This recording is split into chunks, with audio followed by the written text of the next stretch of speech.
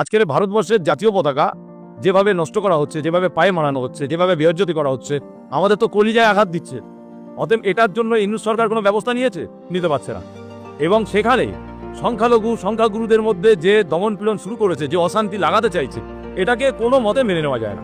তাই আমরা বলবো যে অবিলম্বে ইউনূস সরকার এই দমন পীড়নটা বন্ধ করুক এবং আমাদের যে ইসকন মন্দিরের যে পুরোহিত তাকে অবিলম্বে মুক্তি দিক।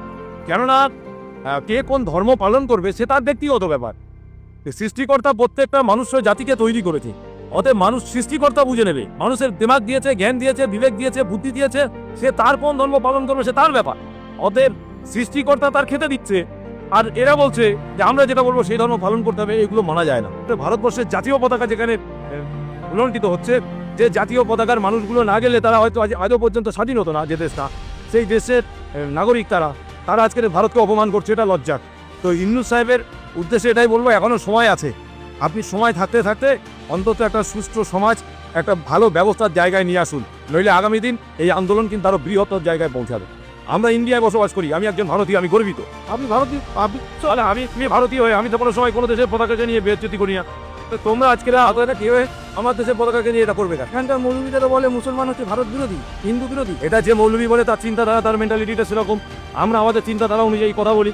ভারতবর্ষ এবং বিশেষ করে পশ্চিমবাংলার মানুষ, আমরা হিন্দু মুসলিম গলায় গলায় মিলে থাকি, এক প্লেটে খাই। আমরা সেইভাবেই বড় হয়েছি, আমরা এটাই জানি। ইসলাম ধর্ম কোরআন নিয়ে রিসার্চ করারও আমাদের এ হাতে ছেলেপুলেরা আছে, এবং আমি নিজে একজন মাওলানা টাইটেল পাস।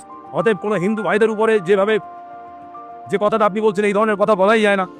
হিন্দুদের কি মূর্তি পূজা করার অধিকার আছে? সে তার হিন্দু ধর্ম অবলম্বন করে, তার ধর্মে যা করার অধিকার আছে সে সব করবে। মূর্তি পূজা কেন? তার যা খুশি সে তাই করবে, তার ধর্মের যেটা আছে সে সেটা করবে। আমার ধর্মের যেটা আছে আমি সেটা করব। আমার ধর্মগুরু যিনি, আমার ধর্মের যিনি মেন নায়ক, রাসূলুল্লাহ নবী করিম সাল্লাল্লাহু আলাইহি ওয়াসাল্লাম, তিনি যে বার্তা দিয়েছেন সেই বার্তা অনুযায়ী আমরা চলি। অতএব তিনি বলছেন তোমার ধর্মকে তুমি পালন করো, অপরের ধর্মকে ডিস্টার্ব করো না। তাদের মূর্তি যে ভাঙা হচ্ছে, এটা যারা ভাঙছে তারা অন্যায় করছে। তাদের এই অন্যায় কাজে সাজা পাওয়ার জন্যই আজকের এই দূতাবাসে এসে হাজির হয়েছি। আপনি চান না গাছবাহীন? আমি কি বলেছি যে টোটাল মানুষের স্বার্থে, দেশের স্বার্থে, বর্তমান মানুষ জাতির জন্য এই ধরনের কোনো রকম অশান্তি অরাজকতা চলবে না, এটা চলতে পারে না। গাছবাহীন চান? দেখুন, গাছবাহীন সম্পর্কে ওই বিষয়ে আমি অতটা পিএইচডি করিনি, বিষয়টা জানলে বুঝলে তবে উত্তর। অধিকাংশ মুসলমানরাই চায় যে তাদের সংখ্যা এখানে যেখানে বৃদ্ধি পাক, ভারতেও বৃদ্ধি পাক, এবং অবশেষে ভারতে ইসলামিক কান্ট্রিতে বা ইসলামিক দেশে পরিণত হোক। এটা একটা মানে আপনি যে কথাটা বললেন এটা হাসির কথা। ভারতবর্ষ গণতান্ত্রিক দেশ, আমি আমার দেশে তো নামাজ পড়ি, রোজা রাখি, হজ করি, জাকাত দেই, আমি আমার ইসলামিক মতদর্শে চলি, আমি সব কিছু মেনে চলি, আমার তো কোনো বাধা নেই। খালি এই ধরনের কথাবার্তাটা যারা বলছে, যে বলছে তারা অনৈতিক কথা বলছে। কিন্তু ভারতের মুসলমানদের বন্ধু তো বাংলাদেশের লোক আর পাকিস্তানের লোক, ভারতের হিন্দুরা তো ভারতীয় মুসলিমদের শত্রু। তাহলে আপনি কি বলতে চাইছেন যে আমি হিন্দু? আপনার কথা অনুযায়ী আপনি কি বলতে চাইছেন? আমি কি হিন্দু? না, নয়। তাহলে আমি একজন মুসলিম। তাহলে আমি আপনার নাম বললাম যে আমরা এক প্লেটে খাই, একসঙ্গে ওঠা বসা করি, একই দোকানে চা খাই। তাহলে তারা আমরা কারা? তাহলে তারা কি আমি হিন্দু হয়ে গেলাম, না তারা মুসলমান হয়ে গেল? বলুন। আপনি মুসলমান হয় কি করে হিন্দুদের সমর্থনে থাকছে? আমি প্রথমেই বললাম মানুষ হিসাবে সমর্থন করি। আমি টোটাল বিশ্বের যত মানুষ আছে প্রত্যেকে শান্তির সঙ্গে বসবাস করুক, এটাই আমরা চাই।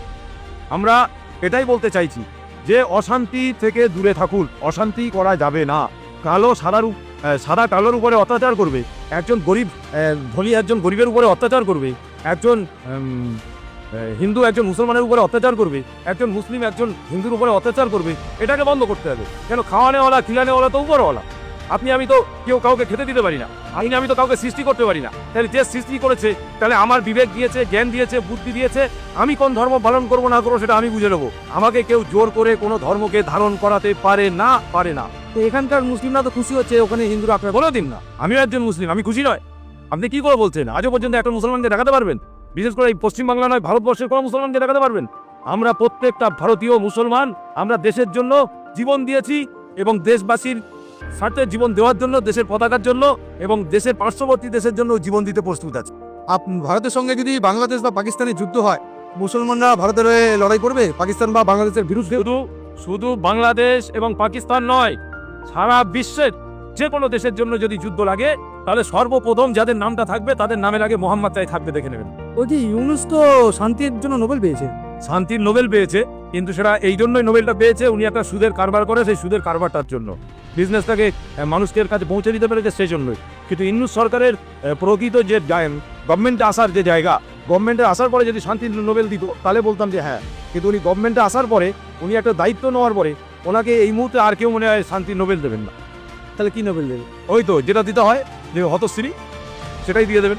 তো ইউনূস সাহেব একনায়কতন্ত্র চালাতে চাইছে, একটা ফ্যাসিস্ট চিন্তাভাবনা নিয়ে কাজটা করতে চাই। দেখুন, ইউনূস সরকার যদি চাইতেন সংখ্যালঘুদের উপরে দমন পীড়ন 1 মিনিটে বন্ধ করে দিতে পারতেন না, কিন্তু তিনি দিচ্ছেন না কেন? এটাই আমাদের কোশ্চেন। আমরা বেশ কিছু মুসলিমের সঙ্গে কথা বললাম যারা সিদ্দিকুল্লাহ চৌধুরীর মিছিলে এসেছিলেন ধর্মতলায়। তাদের যেটা বক্তব্য যে ওখানে হিন্দুরা মার খাচ্ছে, কারণ তাদের মার খাওয়ার যোগ্য হিন্দুরা, এবং মুসলিমরা জুলুম সহ্য করতে করতে আজকে হিন্দুদেরকে মারছে। এটা অন্যায় কথা বলেছে, ফেক কথা বলেছে। সে ওই দেশের সম্পর্কে, দেশবাসীর সম্পর্কে তার কোনো ধারণাই নেই। সে একটা মূর্খের স্বর্গে বসবাস করছে, যার কারণে তার মুখ দিয়ে এই কথা বেরিয়েছে। কোনো একজন সৎ মুসলিম ধর্মাবলম্বী মানুষ তার মুখ দিয়ে এই ধরনের কথা বার হতে পারে না। তারা বলতে যে ওরা ওরা খুশি, মানে বাংলাদেশে হিন্দুরা যে মার খাচ্ছে এটা তাদের রাজনৈতিক ফয়দা নেওয়ার জন্য করছে হয়তো।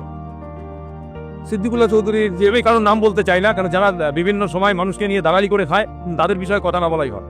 তোয়া সিদ্দিকি তাদের বিষয়ে কথা না বলাই ভালো।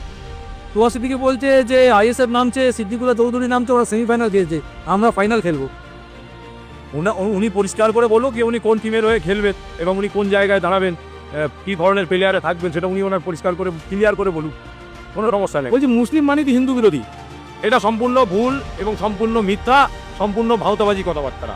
মুসলিম আর হিন্দু যদি বিরোধী হতো তাহলে আপনি যে কথাটা বলছেন, আমার বাড়িতে থাকে তাপস, আমার বাড়িতে থাকে তাপসেরই ভাই আমার বাড়িতে থাকে, অতএব আমরা পাশাপাশি থাকি, এক ঘরে শুই, আমরা এক ঘরে ঘুমাই, এক প্লেটে খাই, অতএব আমাদের মধ্যে ওই ধরনের কোনো ভেদাভেদ নেই। কেন আমরা এই রাজ্যে হিন্দু মুসলিম দলিত আদিবাসী আমরা প্রত্যেকে মানুষ হিসাবে দেখি, তাহলে মানুষ হিসাবেই প্রাধান্য দিই। ভারতীয় মুসলিমদের আপনি কি বার্তা দেবেন যে হিন্দু মুসলিম যে লড়াই হচ্ছে, বা ভারতীয় মুসলমানদের উদ্দেশ্যে বলবো, আমার দেশ মহান, দেশবাসী মহান, প্রত্যেকটা মানুষের সঙ্গে মিলেমিশে কাঁধে কাঁধ মিলিয়ে বসবাস করুন। আর যারা এই দেশকে টুকরো টুকরো করতে চায়, যারা দেশের মানুষকে টুকরো করতে চায়, যারা দেশের মানুষকে ভেঙে দিতে চায়, যারা দেশের মানুষের উপরে হিংসা করে, তাদের থেকে দূরে থাকুন।